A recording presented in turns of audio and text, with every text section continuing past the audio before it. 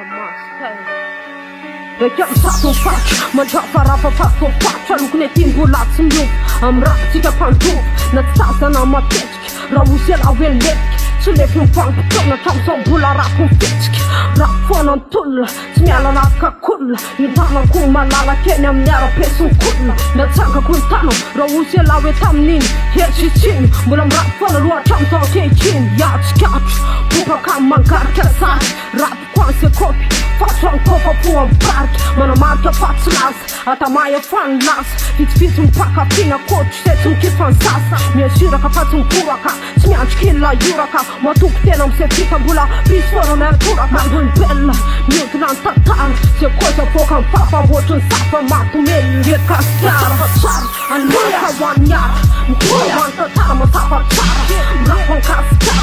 Sura kenem ladan Som tog den om var fanna bara Pappa ner fan Fast man alltså via fullgörsar Animalka wanjar Mkuman tatar Man tappar tar Rappon kastar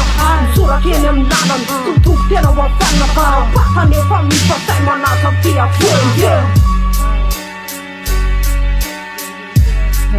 Hej låtsar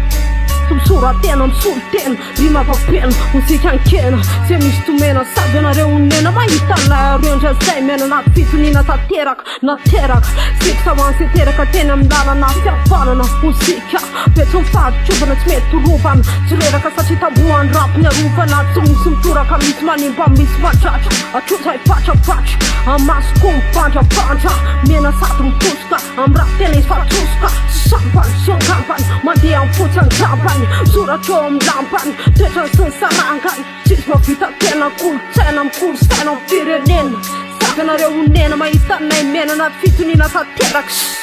Alltså man gera Fatsar Animalka wanjar Mkuman tatar Man tappar tar Rappon kastar